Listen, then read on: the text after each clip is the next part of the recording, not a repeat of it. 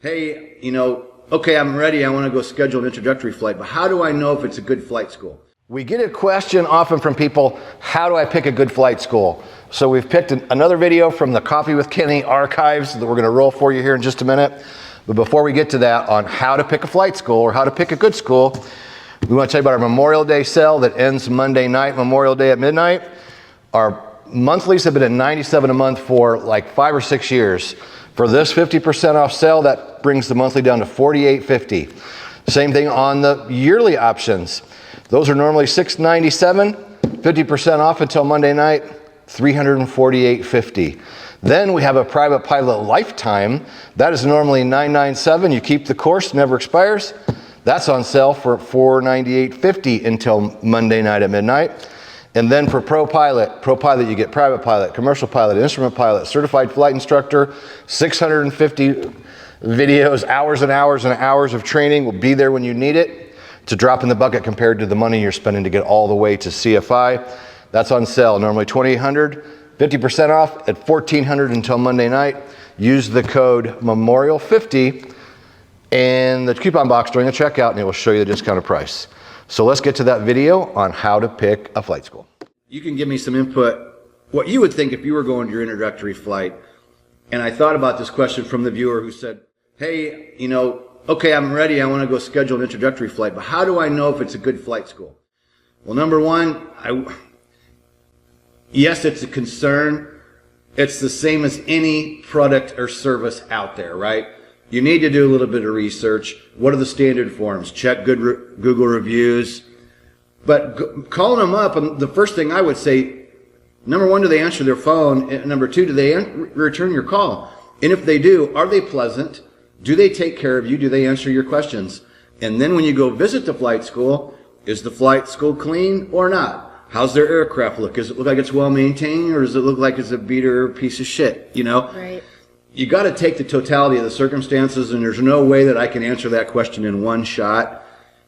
Yesterday, Heather mentioned something about going with your gut. There's got to be a little gut instinct too there, right? So don't go back to I'm not going to do anything because I'm worried about the flight school. I'm going to do an intro. That's not a good school.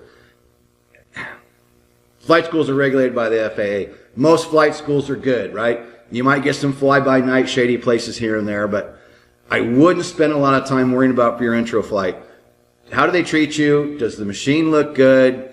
Check the reputation locally. See if you can talk to one or two of their current students. And just do the research. There's no absolute answer for this. Anything you could think of that I don't know what it's like like I said, any product or service. No, pretty much that's it. Just, go with your gut because you might, choose somewhere just because you're going to save a bunch of money and sometimes you get what you pay for. Right, and you get what you pay for, and you're gonna get a feel once you get started.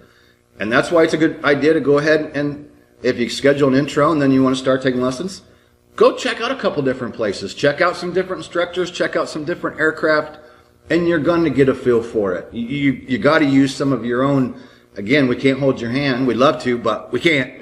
You gotta go out and just do it. And if you sit around worrying about is that flight school going to be a good flight school or not, get out there and find out. That'll be the only thing I can think of to say.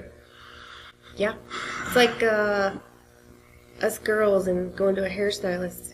Sometimes you feel like you're cheating on one hairstylist, but sometimes you got to bounce around to see who's going to do it. That is exactly right.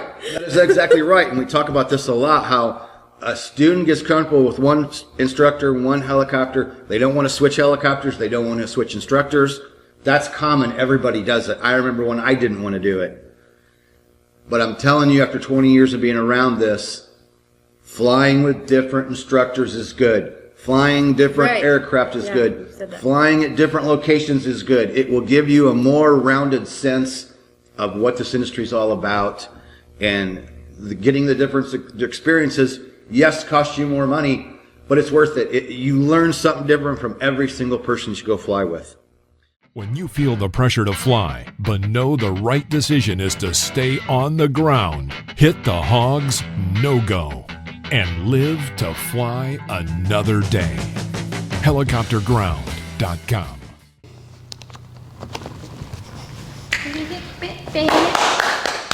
Halfway done. Yes, sir. I'm keeping that.